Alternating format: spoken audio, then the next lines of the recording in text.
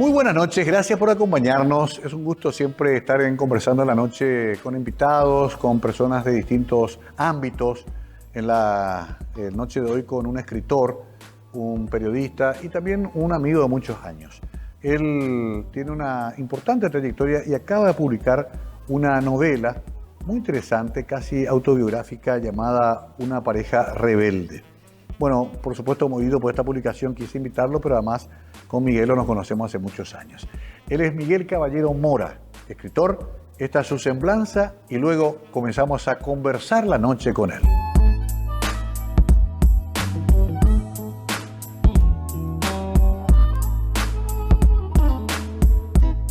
Miguel Caballero Mora nació en Asunción en 1967, es poeta y periodista paraguayo integrante de la llamada Promoción del 90, una de las generaciones más jóvenes y activas de la poesía contemporánea en su país.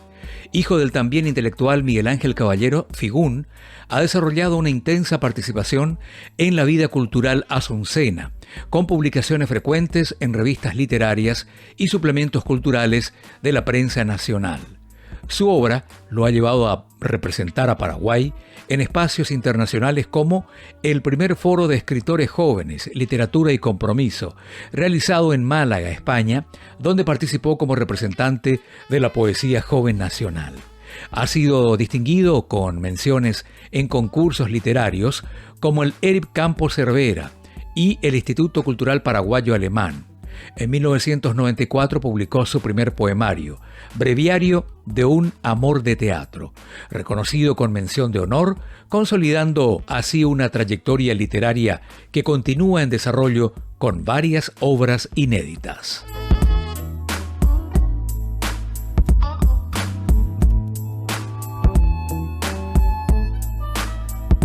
Ya estamos en los estudios de Mega TV para conversar con Miguel Caballero Mora. Querido Miguel, ¿cómo estás? Muy bien, gracias. Un honor estar contigo. ¿Te gusta nuestro estudio, verdad?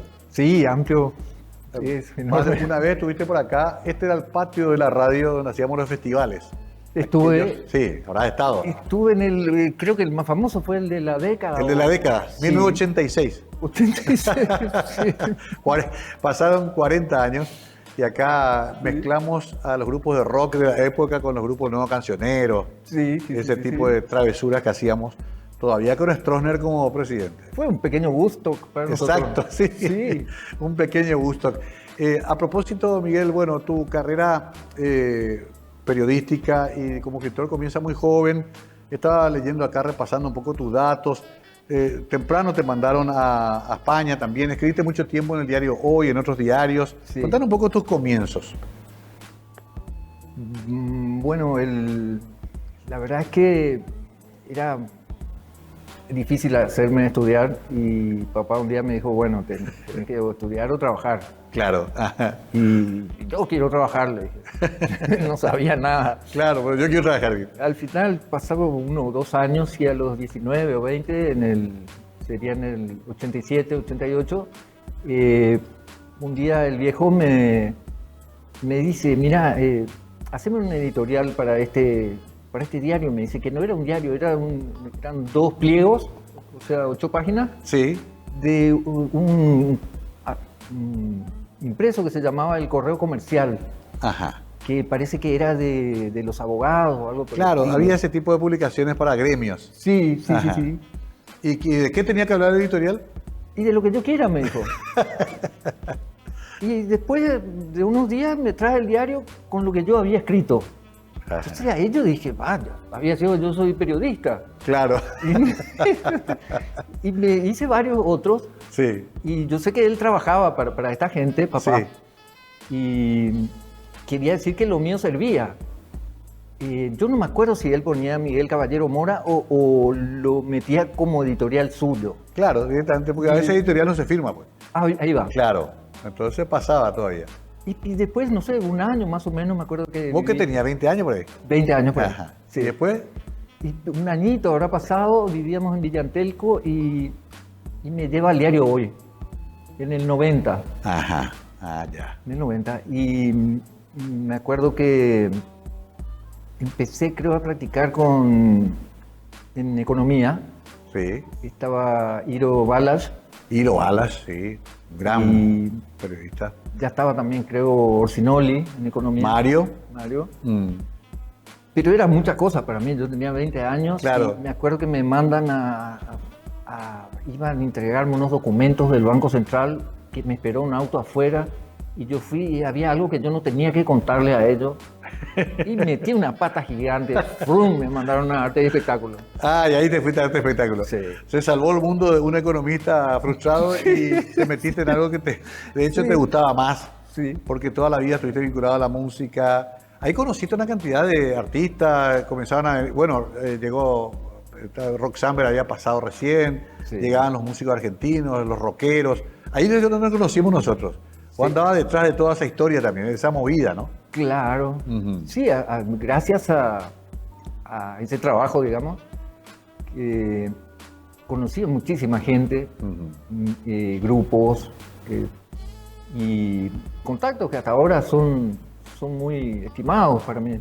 Claro, claro. Y a ver, el diario hoy era la clásica redacción donde todos estaban ahí en la oficina con la máquina de escribir todavía, ¿verdad? Sí, era como un gallinero con 30 personas, Sí.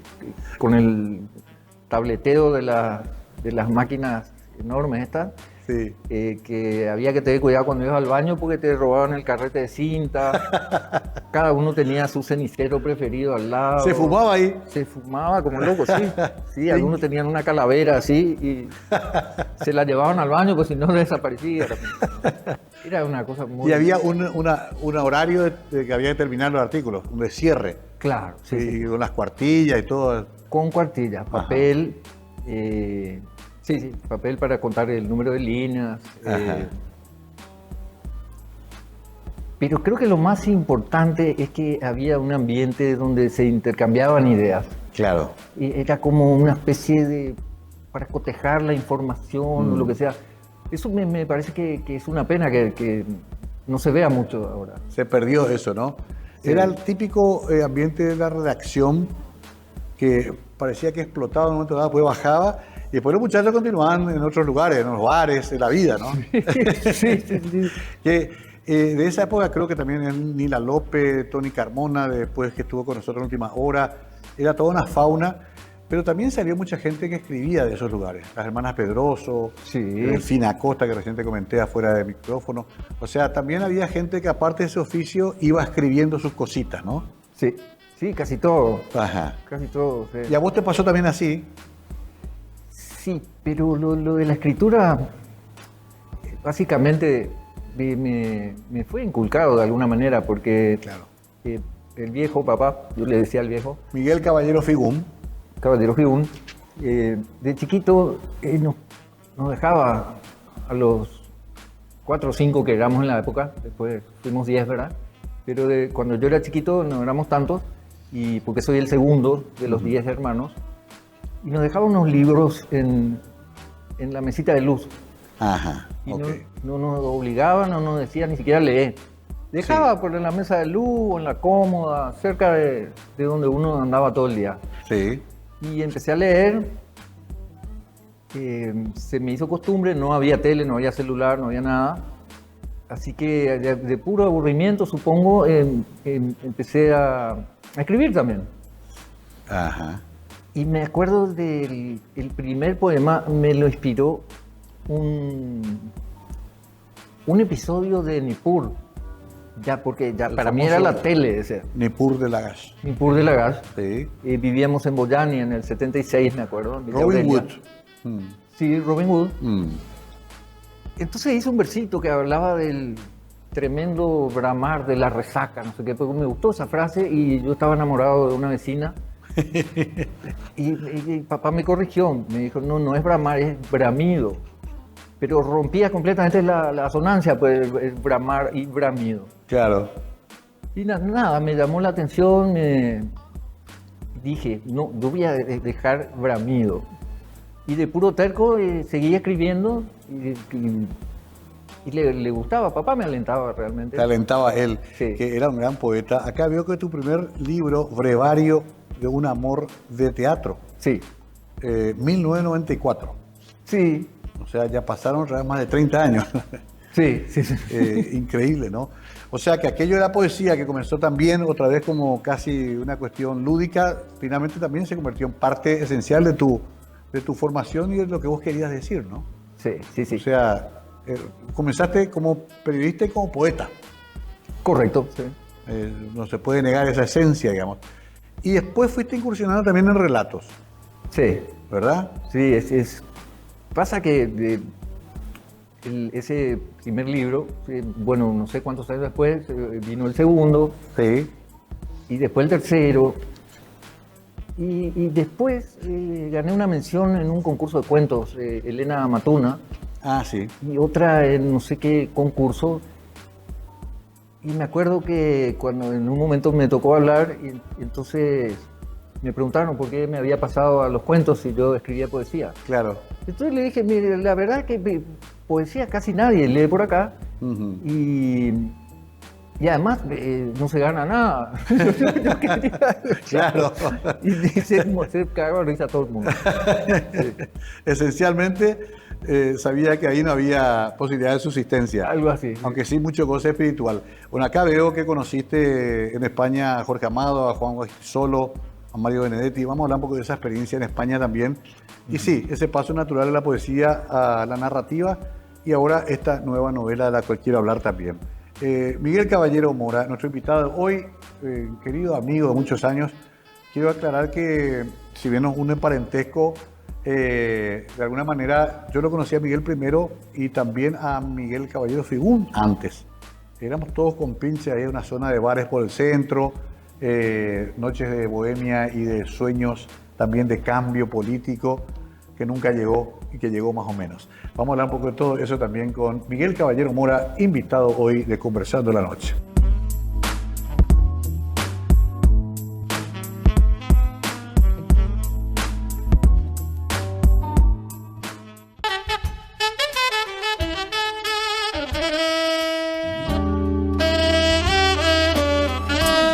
Miguel Caballero Mora, nuestro invitado hoy Conversando la Noche aquí en Mega TV, acaba de publicar Una pareja rebelde, una novela de la cual vamos a hablar enseguida.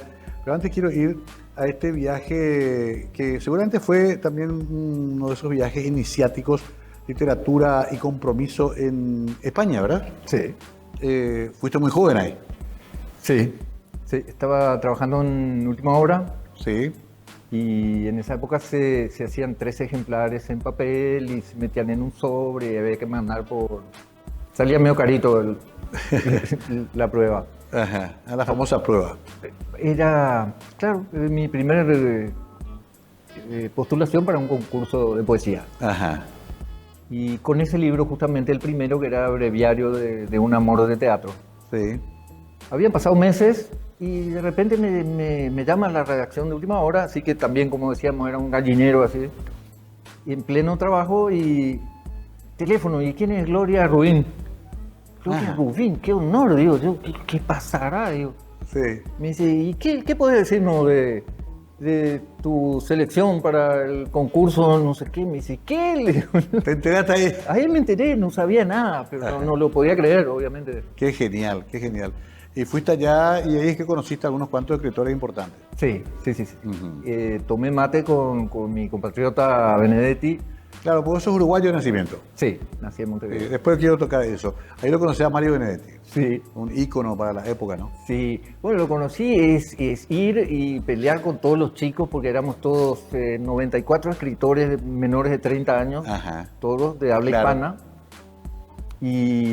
Claro, una experiencia fabulosa, como Sí. estar en el... Y todo financiado por el gobierno español, 3 semanas en un complejo que es como un hotel de lujo en Mollina, que está pegado a Málaga. Pero Málaga está al nivel del mar y Mollina es como una montaña que desde los lugares altos de repente se puede ver el mar de noche o cosas Claro. por el estilo. Qué maravilla. Pero muy aislado en la montaña. Es como un campo de concentración, pero gigante. Claro, Y en este caso como un retiro literario. ahí está, sí, sí, sí, sí. Y fueron varios escritores a dar charlas. Claro, eran 12 escritores.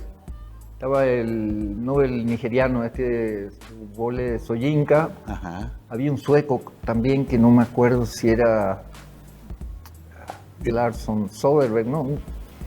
Pero pero no me hice amigo, digamos. Claro, fui a no. visitar 2 o 3 días, Claro, sí. tomamos mate. Sí, pero igual da gusto, estás ahí cerca. Nos conocimos. Viste de cerca un mundo extraordinario para un Paraguay que siempre, a pesar de que ya estaba en democracia, todavía seguía muy aislado, ¿no? Sí, para mí fue como un sueño. Claro. Estaba deslumbrado, feliz, Después de muchos años me di cuenta de que pude haber hecho 1.000.000 de cosas. Por ejemplo, entrevistas a cada uno. Cosas. Claro. Pero no, era un festival, una fiesta realmente. En serio, sí, eso se extraña eso, porque en realidad había mucho de eso antes. Comencé a leer Una pareja rebelde y vos decías recién, nacido en Uruguay. Sí. ¿A los cuántos años viniste a Paraguay? Nos trajo a todos, papá, que hacía varios años también, ya que venía como todos los paraguayos en el exilio, Quería algún día volveré. Sí, Cuando yo tenía 75, yo tenía 8. 8 años, 8 claro. O sea, tu primera infancia la hacés completa en Montevideo. Sí. El comienzo del libro habla de eso justamente, Sí. Punta Carreta, de toda esa zona, ¿no? Sí, sí, sí. Claro. ¿Cómo fue esa experiencia del niño que se crió allá y tuvo que venir a Paraguay de repente, que era otra cosa, ¿no? Muy otra cosa, sí. Feliz en todo caso, pero por ejemplo, a ver, yo tenía como una libertad que acá no había Ajá, y claro. muchas veces me costó algún precio. Claro. Sí, sí, sí. Ligué en la Claro. escuela. Allá tenías más libertad. Sí, sí, sí. Acá era más represivo, de hecho, todo luego. Claro, más Más controlado. La gente menos abierta, los chicos, mis compañeros. Claro. Yo hacía cosas locas, como por ejemplo los amiguitos del barrio, cuando recién llegábamos, estábamos por el barrio Herrera, ahí, Ajá. por Teniente Vera, la paralela a Lilio. Pleno Herrera. Y de tarde, cuando entraba el sol, ya las mamás nos llamaban y había que diluirse. Sí. Y cuidado que el pora, no sé qué es el pora. Y me llamó la atención el pora. ¿Y qué es el pora? Y ahí siempre estaba entre los bananos, en el yuyal. Entonces un día, o sea, en ese momento me metí en el yuyal y pora. Dije, ¿dónde está el pora?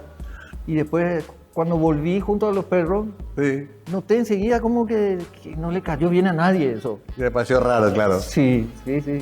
No. No sé. Era el bicho raro. Era como bicho raro. Pero eso vos ya hacías, según comencé a leer acá, en tus excursiones solitarias, buscando caracoles y almejas en Punta Carretas. Sí. ¿Verdad? Sí. Y tu visita a los pescadores, y tenías ese mundo medio onírico allá en Montevideo. Quizás quisiste traerlo acá, ¿verdad? Sí, claro. Por ahí, ¿no?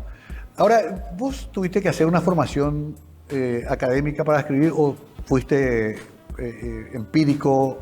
¿En qué momento dijiste, porque obviamente te quiero felicitar porque está muy bien escrito el libro, tuviste que aprender los rudimentos de usar la gramática, los adjetivos, de generar ideas, pasarla al papel?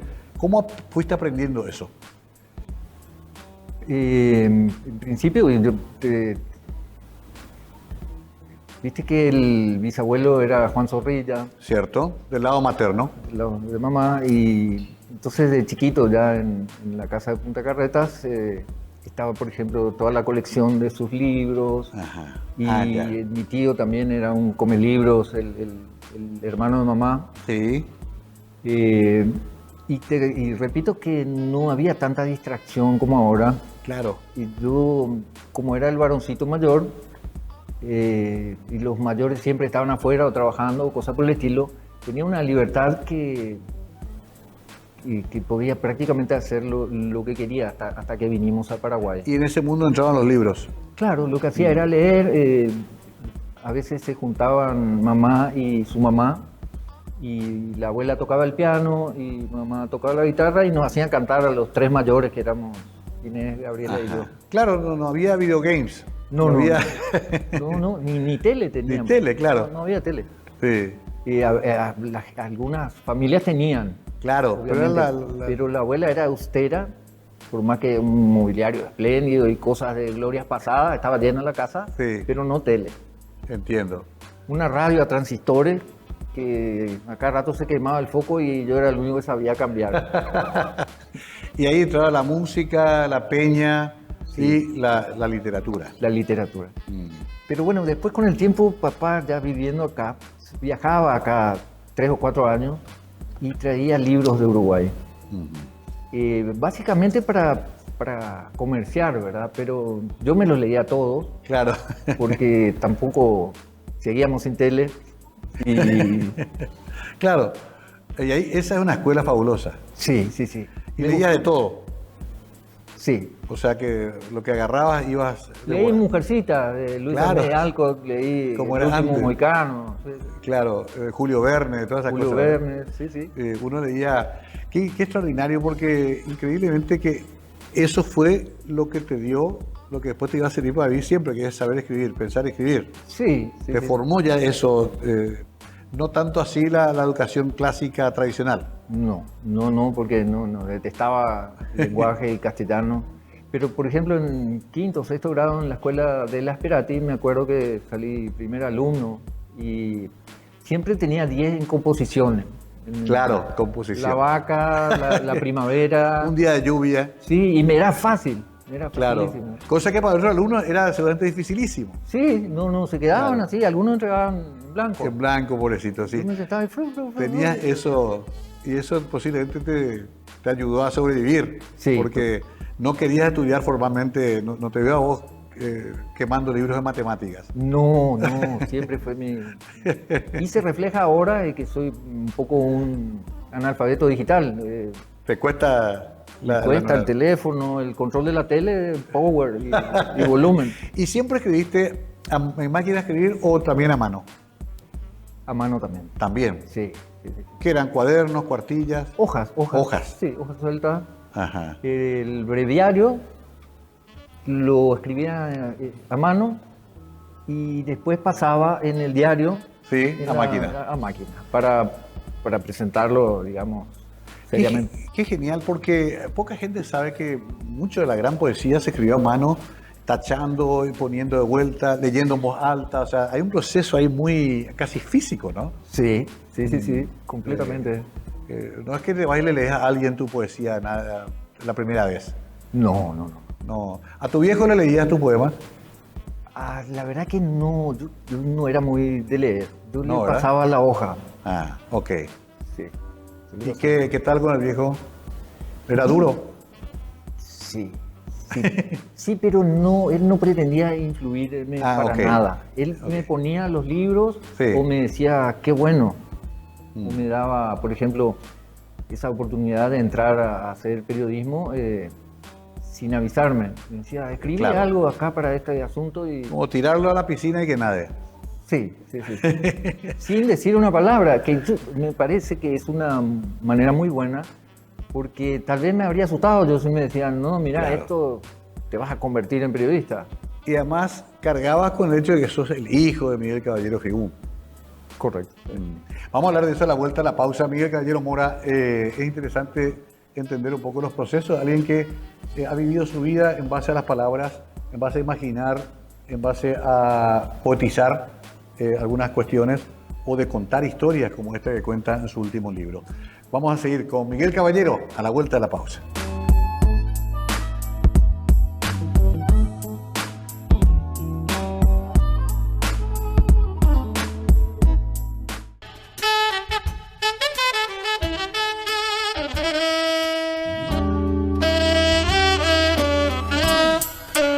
Continuamos conversando la noche con nuestro invitado de hoy, Miguel Caballero Mora. Miguel es un amigo, decía, de muchos años. Vivimos esos años intensos de la juventud también muy cerca con la música, con el rock y también con las ideas políticas que todos heredamos de nuestros padres. Coincidimos ahí en que venimos de padres febreristas, que no es precisamente un sello de garantía de éxito en la vida en Paraguay, porque partido muy sufrido, muy perseguido, aunque también muy digno, eso hay que decirlo, con una ética que nos enorgullece. Pero en el caso de ustedes también Miguel, que era muy cabezudo, se fue preso varias veces, perseguido, después hizo la República, dirigió el pueblo. Ustedes estaban detrás, vos estabas detrás también de tu papá en todo ese momento. ¿Cómo lo vivías? Entusiasmado, porque realmente no sentía el miedo. Supongo que porque era muy jovencito, Claro. pero estaba orgulloso también de ser ferrerista y conste que no sabía que fue el gobierno que en un año hizo Claro. más por la ciudadanía que todos en 50 o 100 años. Claro. Con estos, creo que fueron los excombatientes Sí. que volvieron de Chaco, vieron que mal que estaba la cosa y golpearon, dieron un golpe y instituyeron un montón de derechos cívicos que duraron varios años. Tu papá, de hecho, termina en Uruguay por eso, porque después vinieron las revoluciones, las azonadas, las persecuciones, y como miles de paraguayos se escapa, algunos a Argentina, otros a Uruguay. Ahí llega Miguel a Uruguay, ¿no? Claro. Lo llevan, él tenía, no sé si 3, 4, 6 años, era chiquito. Y su papá, que también era Miguel Ángel Caballero, Sí. igual que él y yo, médico, era Caballero Ferreira, ¿verdad? Caballero Ferreira. Sí. Eran 4 hermanos, los 3, él era el menor, el papá de papá. Y los 3 mayores habían estado en el frente chaqueño, en la guerra. Ajá. Y bueno, habían vuelto los 3 un poco locos, un poco alcohólicos, y uno le habían tenido que poner un pedazo de nalga porque una granada Me explotó en la cara. le explotó en la cara y se tuvieron que ir después. Uno, no me acuerdo cuál, yo le decían, estuvo en la columna 14 de mayo cuando venían. Bueno, se tuvo que ir él, porque al final mi abuelo, el hijo menor, o sea, el hermano menor de los 4, Sí. también se involucró en este tema de la revolución y del Claro, sí. movimiento subversivo prácticamente. Y ahí es que se va muy chiquito ya tu papá. Claro, 3 o 4 Claro. o 5 años. Ahí es que se va. Porque, bueno, tal era la urgencia. Supongo que lo iban a matar porque estaba en 5º año de medicina el abuelo. Y como no tuvo tiempo de hacer ningún papel, tuvo que hacer los 6 años otra vez en Uruguay. En Uruguay de vuelta. Sí. Qué extraordinario. Qué increíble la historia de estas sagas familiares paraguayas de abuelo, hijo, nieto, todos, digamos, exiliados, perseguidos, encarcelados muchas veces. De hecho, Miguel se fue muchas veces a parar con sus huesos a la cárcel, ¿no? Sí. Eso también ya lo vieron ustedes como familia acá. Sí. Ujú. Sí. En varias persecuciones, digamos. Sí.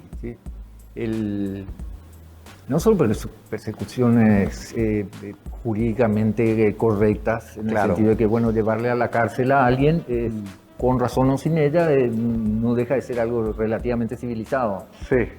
También Todo preso es político, dicen algunos pensadores. Sí.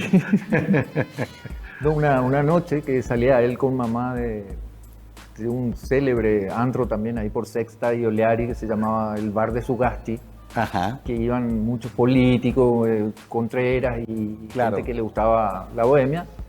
Saliendo de ahí una madrugada, bajan de un Brasilia 4 tipos de civil, pero todos con pantalón caqui y bota y recorte militar. Y le dieron una paliza que casi lo matan. Y lo salvó mamá, que gritaba como una loca.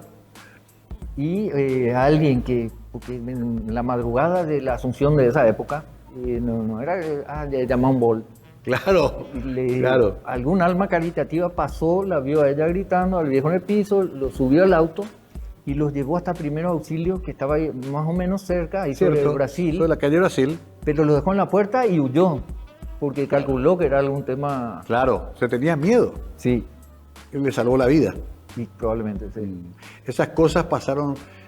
Y él, sin embargo, persistió en su militancia hasta el final. Sí, Porque muchos compañeros de su generación abdicaron, tuvieron que hacerse colorados, consiguieron un carguito en el Estado. Miguel lo le metió hasta el final, ¿eh? sí, como un poseso, porque... Pero él tenía ese carácter, él no le importaba si le ofendía a King Kong, le pegaba igual. Claro. Si él es conocido por todos sus amigos, una noche en el bar San Roque. Sí, el famoso San Roque. Sí, estaban ya otra vez haciéndose el marxista y qué sé yo, y pasa Ramón Aquino, claro, cerca. Le dice no sé qué cosa, y el viejo le metió una patada en los huevos, según testigos. Y cuando se va a buscar su metralleta, no sé qué, un mozo que se llamaba Marecos, que estuvo muchos años ahí en el San Roque, sí, le dice, no, ese amigo es buen tipo, tiene 10 hijos, algo así, le digo, y le salvó la vida. Pero nada de la vida, claro. Sí, pero nada. Claro, sí, yo sé anécdotas de él en el partido también, muy combativo en las discusiones internas que terminaban a puñetazos. Sí. A ver, siempre tuvo ese carácter él, pero convengamos que quedó para ustedes esa enseñanza ética de no apearse de sus pensamientos, de su ideología, fue consecuente, hasta tal punto que él dirige el pueblo en un momento dado, la República también. ¿Qué fue la República? Bueno, en el pueblo, como en todo partido político, había una serie de corrientes, ¿verdad? Sí. Y yo creo que para él fue un triunfo conseguir la dirección del pueblo. Claro. Pero después, por el camino, conste que fue una muy buena época para, en relación a la circulación del diario del pueblo, sí. Su dirección. Pero después se empezaron a haber injerencias de corrientes distintas y yo calculo que él se lo sacaron en algún momento. Ajá. Y deduzco, porque yo no me fijaba en esas cosas en ese momento, era muy pendejo. Claro. Y creo que por eso hizo la República, porque quería... independizarse del... Sí, lo que no había podido decir en el pueblo, quería decirlo de todas maneras. ¿Vos llegaste a creer también en la República? Sí. También, ¿verdad? Sí, 2 o 3 números, solo 6 ejemplares salieron. Claro, que son históricos ahora, son como incunables, sí. Porque además eran cartas contra el poder, acusaciones, eran libelos acusatorios, sí. cada contra el electronismo, o sea que no era contra... Ahora es fácil decir cualquier cosa de cualquier político, antes le desafiaba a un tipo que te podía mandar a matar. Sí, completamente. Contra el fascismo también, sí. No me acuerdo en qué número, se pega el lujo de publicar en el medio del diario, ¿verdad? Un póster a color del Guernica. Claro. Y explica, o sea, él estaba contra el fascismo en todo el mundo. A veces no decís, esto ya es muy personal, pero decís, ya fue muy quilombero el viejo, ya podía haber frenado un poquito. Yo no. ¿Lo cuestionaste alguna vez vos? Yo no, porque soy también fanático de no, es medio parecido. Pero no tan temerario como él. Claro. Yo soy más bien tímido. Yo también digo eso, nuestro viejo era más valiente que nosotros. Sí, toda la vida. Toda la vida, lo mío pasa con papá. Pero sí tuvo un precio alto, muy alto a la familia, porque claro. La familia sí... Claro, la familia sufre detrás de un idealista. Pero vos estás loco, porque nos van a matar a todos. Claro. Y ahí entra tu mamá, a quien conocí personalmente, una heroína también en esta historia. Sí. Vos sabés que como ella, cabeza de la familia, digamos, no le hacía la contra. Ella estaba tan loca como él. Claro, porque tiene que haber alguien que acompañe también. Éramos nosotros, los hijos mayores, lo que le decíamos. Sí. No, que trabajaba para Alianza de Seguro, que era del papá de Marito, y se lleva al Partido Periodista a gritar, muera Stroessner y cosas por el estilo.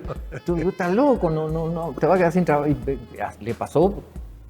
Por eso te decía que más que la represión, incluso ese asunto de la represión económica funcionaba muy bien. Claro, exacto. Sí. No te mataban solamente bajo tortura, sino que te ahogaban económicamente o te metían en el sistema judicial hasta morirte. Sí. Era todo un sistema.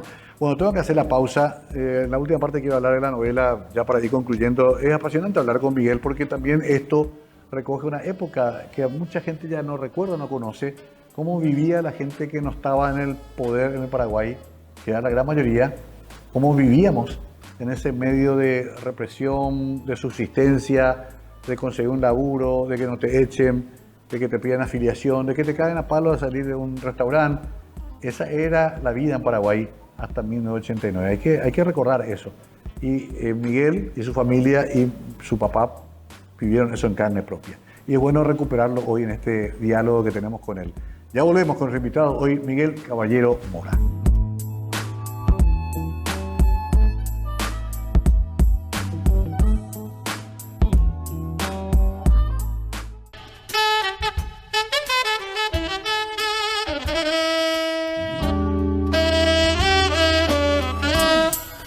No llegamos a cruzarnos esa vez con los padres de María. Ignoro si efectivamente fueron a quejarse con los nuestros o si fueron a buscarme para Dios sabe qué. Con ella, por otra parte, nunca mencionamos la cuestión, igual que si nos hubiéramos puesto de acuerdo para olvidarla. Sus visitas a nuestra casa se volvieron cada vez más esporádicas y lo último que recuerdo es haberla visto un par de veces en el muelle, donde seguí buscándola hasta convencerme de que a priori ya no volvería a verla. Un pedazo de la infancia de Miguel, allá en Montevideo, un primer beso a la mejilla robada a una niña. A ver, esta es una novela que se basa en tu vida, en la vida con tu familia, pero a veces los recuerdos traicionan también. ¿Cuánto hay de literatura y cuánto hay de biografía acá? Yo no sé si es una trampa de mi ego, pero mi intención era realmente rescatar esa locura de papá y mamá de dedicarse la vida a tratar de cambiar el mundo, porque decir Paraguay es lo mismo que decir cualquier otro país, es cambiar el mundo. Claro. Al mismo tiempo pensé, en Latinoamérica especialmente hubo y hay miles de parejas que pasaron las mismas cosas. Cierto. O peores. Cierto. ¿Y quién escribe sobre ellas? Pero tal vez también era una cuestión de que yo sentí que no fui el hijo pródigo, no fui... Yo a papá le decía, papá, si alguien tiene que ser el héroe, va a tener que buscar a otro porque yo no estoy en esa... No cuenten conmigo. Algo así, sí. Entonces rescaté, pero tal vez también me usé como excusa a mí para hablar de ellos. Si claro. bien comparativamente son, no sé, apenas los menciono. Pero yo confío en que después de leer el libro, la gente se acuerde de ellos dos, no de mí. Entiendo. Qué interesante. O sea, contar tu historia, pero a través de lo que fue tu vinculación con ellos. Ajá. Aceptando además, Miguel, que si hay personas influyentes en nuestra vida son nuestros padres, ¿verdad? Para bien y para mal. Caramba, sí. Habrá sido un ejercicio un poco difícil también, porque además te toma justo en el momento que se estaba yendo tu mamá también. Sí, de hecho, el día que consideré terminado el libro y se lo envié al editor, a don Cuatroche. Sí, Cayetano. Ese día ella se fue. No te puedo creer. Al mediodía envié el libro y a las 2 de la tarde... Qué curioso, qué increíble esto que me contás. ¿Y ella llegó a conocer algunos fragmentos? ¿Le leíste alguna cosa? Claro, sí, como 3 años estuve escribiendo. Claro. Las primeras páginas donde habló de las monjas. Y después, pero vos estás loco, me dijo, porque ella era catoliquísima. Sí. Y ya no me preguntó más por el libro. Claro, pero digamos que entonces, qué curioso, el libro se va procesando en los años finales de tu mamá todavía como consulta casi también, ¿verdad? O porque ella contaba historias, recordaba cosas desordenadamente, mucho habrá salido ahí también para acá, ¿no? Sí, por supuesto. Y de hecho, yo vivía con ella durante los últimos 2 años. Sí. Y allá en Lomas. En Loma. Sí. Y desde la máquina yo la veía a ella en su cama, en su dormitorio. Y cada vez que no me acordaba de algo, le preguntaba. Claro. Pero siempre, querido Miguel, los recuerdos también nos juegan una pasada interesante porque ya no es lo mismo exactamente lo que pasó. No, nunca puede ser. ¿Verdad? Sí. Se agregan elementos, a veces se inventa una partecita. Yo te voy a hacer una confesión. Yo a veces escribo unas cositas en internet, en Facebook, y digo, ¿me pasó esto o no? Pero lo escribo porque no estoy seguro. Ya algunos bichitos ya se comieron la memoria. Pero es bueno también eso para la literatura. Sí.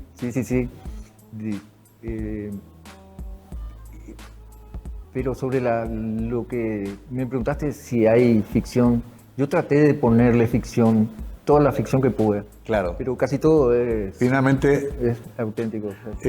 me impresionó también la casa que comienza a quemarse y vos atribuís el incendio a una vela Sí. que encontraste en la playa de Montevideo. Eso es verídico. Claro, yo estoy seguro que se quemó la casa, que se estaban secando los pañales Sí. Sí. frente a una estufa y al final vos encontraste la vela y dijiste, esta fue la...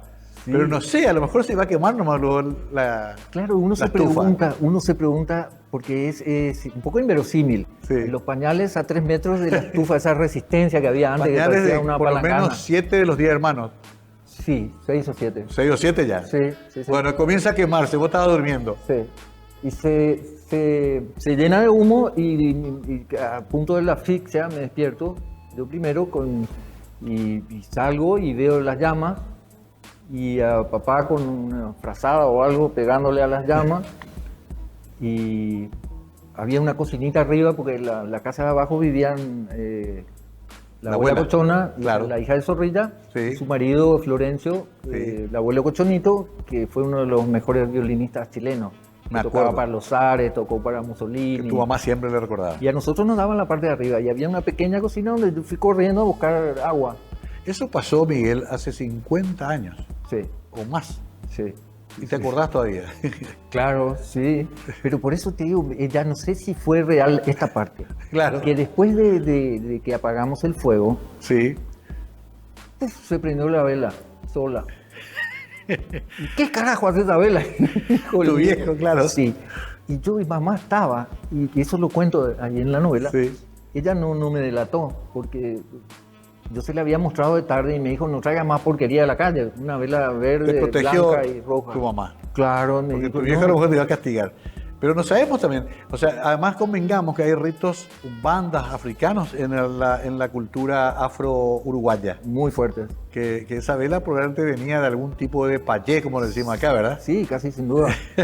O sea que casi en un conjuro diabólico se quemó tu casa por tu culpa. Casi, sí.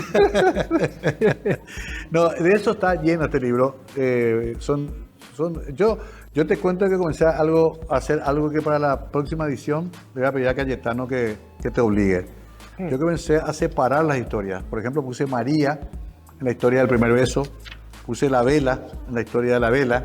Ah, O genial. sea, estoy dividiendo en episodios. Ajá, Porque la novela vos la contaste un tirón. sí. Prácticamente no veo que hayas separado demasiado. No, son 3 partes. 3 partes nomás. Que me obligué porque dije, puta, esto va a ser muy largo y le dije, Claro. bueno, acá le voy a poner 1, acá 2 y acá 3. Bueno, yo estoy dividiendo en 100 partes, así que después te voy a pasar mi corrección. No, es muy interesante. Búsquenla, está en Arandurá. Están todas las librerías, pero directamente ponen ahora en Google Arandurá Editorial y le va a aparecer ahí. Y yo sé que el querido amigo Cayetano Cuatroqui le va a enviar a domicilio incluso, después de un mínimo pago. Porque además el escritor tiene que vivir también de su obra. Sí, señor. ¿Te sentís contento con haber logrado esto? Sí, un poquito orgulloso incluso. Ajá, claro. Viste que hay errores. Hay Sí, errores. pero siempre va a haber. Sí.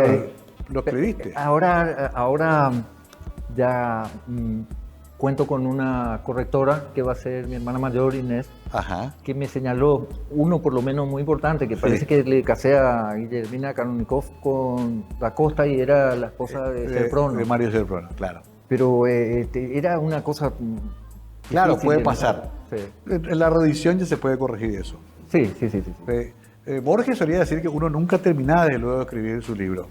Que siempre uno terminaba decía, me faltó esto, no me gusta aquello. O sea que siempre era un borrador el que entregaba. Maestro. Y de hecho yo estoy ya haciendo la segunda parte, porque por una cuestión de tamaño y de paciencia, hice hasta el 78. Eso te iba a preguntar. Como yo estoy por la mitad del libro, hasta el 78 llegaste. Hasta el 78. Ah, falta todavía. 2 o 3 más, Espectacular. Bueno, porque papá murió en 2005. en el 2005. Quiero Sí, por lo menos llegar hasta ahí. recuerdo perfectamente. Lo recuerdo en el bar La Familia, cuando fueron expulsados de la esquina ahí, se fueron toda la familia que daba la media cuadra. Sí. Y ahí estaban con sus amigos de siempre. Fue el Filártia con A pelear. Aprellar y con nuestro amigo el pintor. el gran Guerra.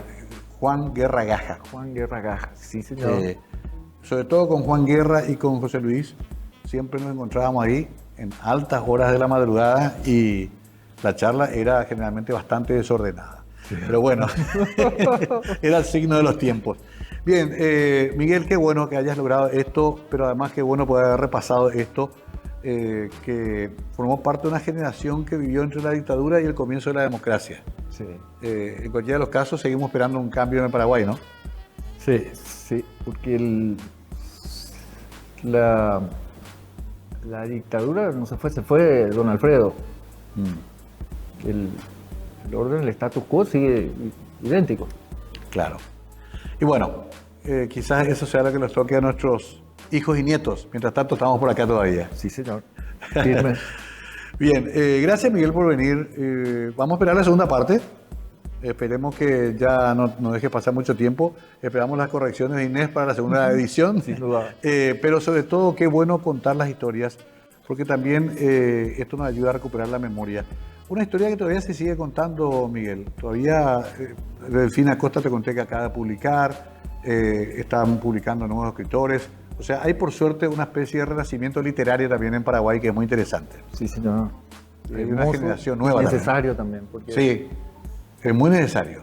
Mengo Boxia acaba de publicar de vuelta una historia del Partido Colorado muy interesante, una explicación del fenómeno del Partido Colorado.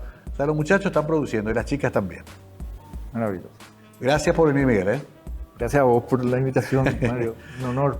Igualmente, acá está la historia de una pareja rebelde, que en realidad la historia de muchas historias que vivieron en el Paraguay entre esa feroz dictadura y después también la llegada de la esperada democracia y, por qué no, también de los sueños todavía por cumplirse.